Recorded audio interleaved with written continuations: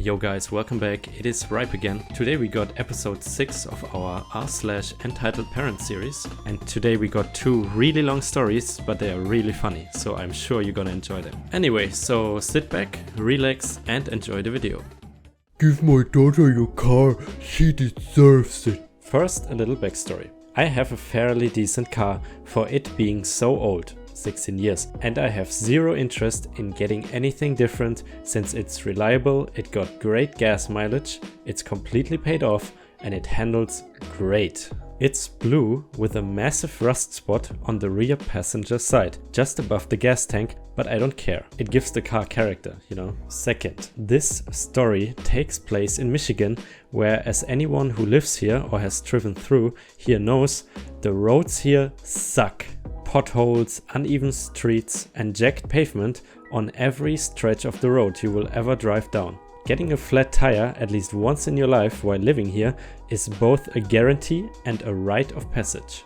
Little did I know that getting a flat tire would turn into a strange altercation that I've been trying to figure out for the 2 weeks since it happened. The EP for Entitled Parent or Entitled Psycho, EB for Entitled Brat, DO for dealership owner, and me for me. I was driving through town after my shift at work and had to take a really shitty street because that's all I had available to me. I do my best to avoid potholes, but I end up striking a few anyway, and lo and behold, my rear driver's side tire takes a hit. I can feel that something is wrong with my tire, so I pull off the road into the nearest open drive I could find. It turns out I picked a used car lot and I had plenty of room to inspect the damage. When I step out of the car to look at the tire, another car pulls into the lot behind me and proceeds to park on the other side. Not that I care. I noticed that the tire was low but not flat, because fortunately that pothole only loosened the seal on the stem valve and I could fix it with the can of Fix a Flat I kept in my trunk. While I'm fussing with my tire, the dealership owner comes out to greet me, most likely assuming I'm there to either trade in my car or shop around. When he sees my tire is low, he insists I slowly pull my car further away from the side of the road and up toward the front of the dealership building out of safety concerns.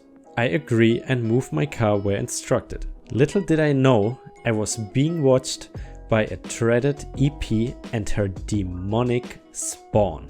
Not long after I get my car moved up, the DO is lending me a hand and helping with my tire, making sure the valve was secured and that the pressure was stable.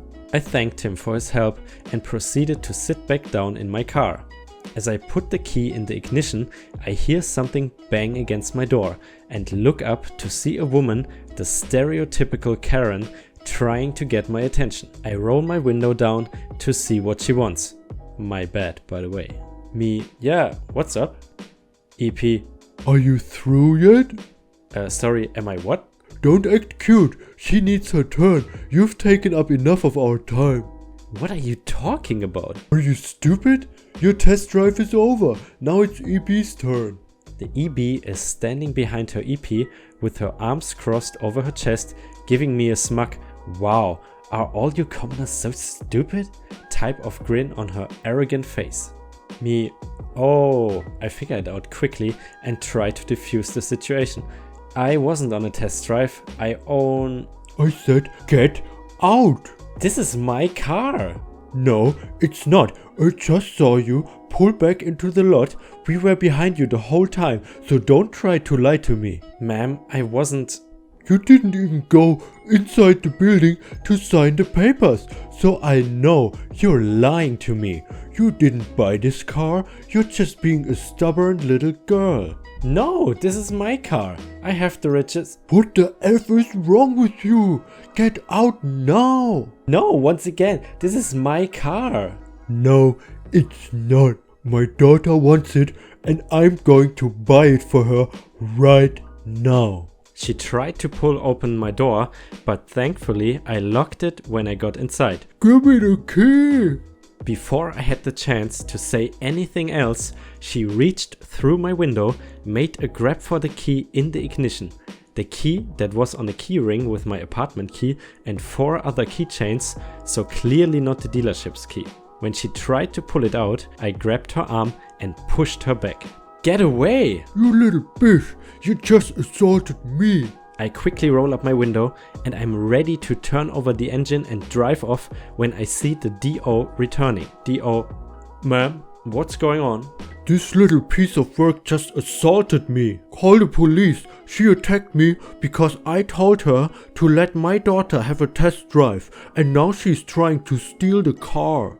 The DO looks at me, looks at my worn out, dirty car with the faded bumper sticker on the trunk, and gives the woman a classic "Are you serious right now?" stare. DO, ma'am, this car isn't for sale. This is her car. No, it's not. Until she signs the paper, it is not hers, and my daughter wants to drive it. She just got her license and I promised her I would get her a blue car. This is the only blue car in the lot. Actually, it was not. There was another blue car parked behind her, and yes, her 16-year-old daughter who just got her license was going to test drive a car in heels?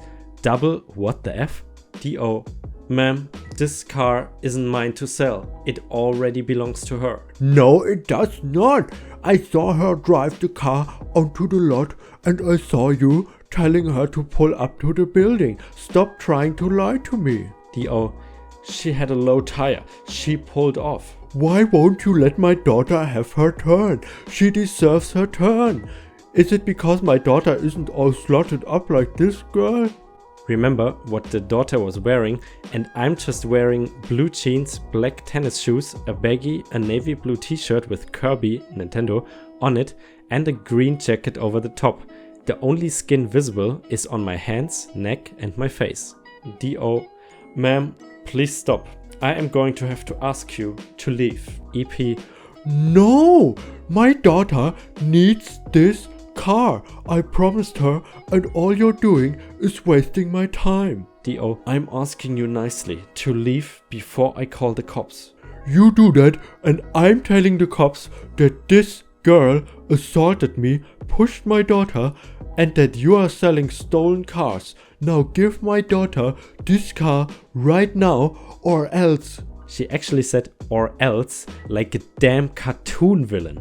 Ma'am, just leave. This is ridiculous. She pulled her phone from her purse and proceeded to call the cops. You're going to regret being so disrespectful to me. All you had to do was sell me this car, but no, you decided this girl was better than my daughter. My daughter deserves this car. That girl deserves a night in jail. I know I'm not in the wrong, but I'm still nervous. I look at the DO through the windshield and he gives me a look that says, "Everything will be fine. Watch this." About 5 minutes later, a patrol car pulls up and the officer approaches the DO.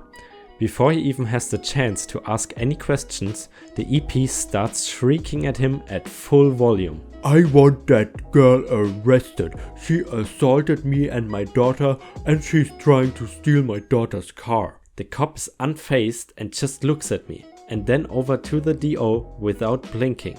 Cop, hey, Du's first name, is this true? Not one word of it. And if you want, you can check the lot security cameras if you want to. Cop's first name. The EP is fuming and the EB is just rolling her eyes like we were boring her or some shit. Why don't you believe me? You're not seriously going to take her word over mine. Just look at her. Cop, ma'am, I need to get both sides of the story. Now, you said she tried to steal. Yes, that's my daughter's car. Cop, alright, fine. That's easy to prove. The cop walked over to the passenger side of the door on the opposite side from where the EP was still seething and motioned for me to open the door. I did, and he of course asked me for my ID, my registration and my proof of insurance. It didn't take the cop long to notice my name on the license and the name on the registration, which was also dated from almost 2 years ago, are a match. He just nods, hands me back my stuff and closes the door. Cop, ma'am, that is her car. No, This is impossible. She just got here and she couldn't have signed the papers. Why are you all against my daughter? She just needs a car. Cop: Ma'am, you do realize it's a crime to file a false police report. This car is not stolen and I seriously doubt she assaulted you. I'm going to look at the cameras, and if I find that you're lying to me... The EP grabbed EB's arm and pulled her along. EB: F this place. All these cars are pieces of crap anyway. My daughter deserves better than anything that girl would ever drive. The cop sticks around until the EP leaves, apologizes to me for the disturbance, and wishes me a good day. Before he left, he also said goodbye to the DO, again calling him by his first name, and was on his way. DO: Don't worry about her. I don't think she will be back. And if she does show up again, my brother, the cop, will be back too. After slipping me a business card, joking that if I ever needed another car in the near future, he'd ensure that no crazy people were hiding in the trunk. I thanked the man for coming to my rescue, drove off, and I've been trying to figure out why my old car was so important to the EP ever since. Seriously, it's not that great of a car. Old, losing its pep, and needing some TLC, but I still love my blue car. Okay, wow, that was a super long story and a crazy one as well. But again, this story does not really seem unbelievable. I would expect that something like this can actually happen. This story also makes me wonder how dense people can sometimes be. Like, it took her a cop and the DO as well to tell her that this car was owned by the other woman, and she did not believe anyone. I don't care if your daughter's disabled. My child is too sleepy to walk. Backstory. My daughter is disabled. She has non-verbal autism and TBI, which stands for traumatic brain injury, which means she looks relatively normal, but she's profoundly disabled. I rarely take her out into the public alone because she is so hard to manage, especially now that she's almost 9. Not only will she not stay with me, but she will bolt like a greyhound, scream, rip things open, steal toys from babies, and otherwise be an impossible nuisance. For this reason, I almost always order what I need for delivery, including groceries. However, life is unpredictable sometimes, and I every so often have to brave a trip to the grocery store. A few years ago, the gods smiled down on me when the local grocery store I prefer started using the Caroline card. If you don't know what that is, it's a special card with a large seat for disabled children who are too big for the toddler seat. They park it with the scooters and wheelchairs with a big blue handicap marker on it so that parents don't mistakenly use it for their older, able-bodied children, but admittedly, this doesn't seem to stop them. I see people using it all the time, like one of the car carts, which means carts with a toy car attached for their kids to drive while they shop. This particular day, a few weeks ago, the snow was so heavy and intense that not only was school cancelled, but also my grocery delivery. So I had to go to the store with my daughter. As usual, I walked in praying that the Caroline card would be available, and thank goodness it was.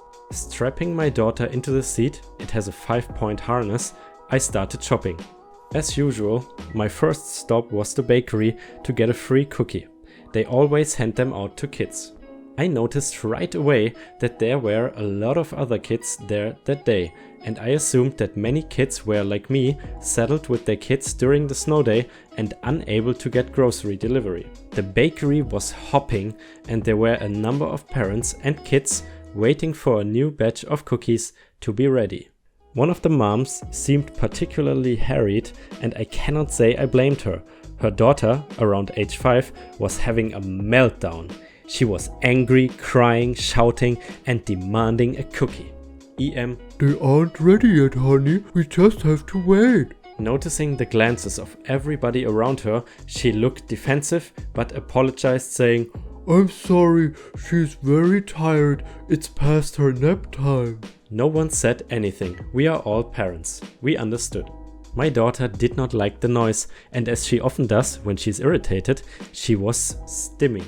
That means flapping her hands or pushing a fist into her ear over and over. I got out her Minnie Mouse phone and handed it to her, and she calmed down and started playing with it.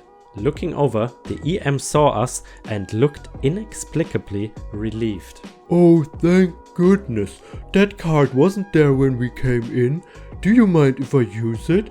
My daughter is exhausted.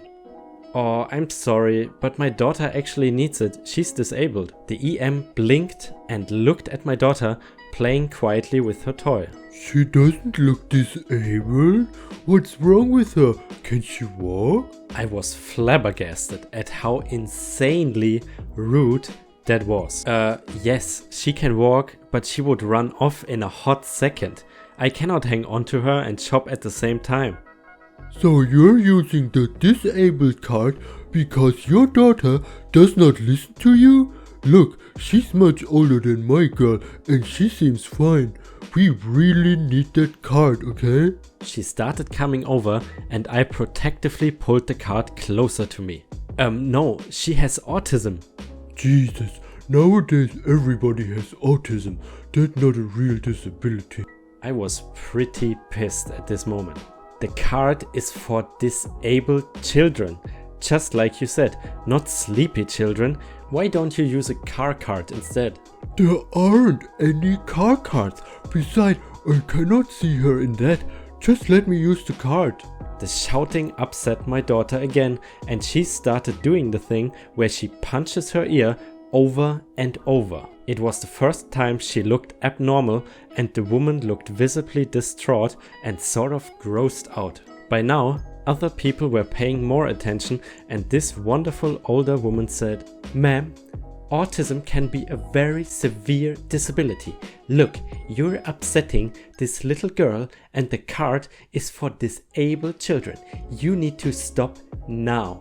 I decided to skip the cookie and just leave. So I turned the card around and walked off. No one stopped me, but the older woman saw us waiting in line and insisted I go in front of her so I could get home.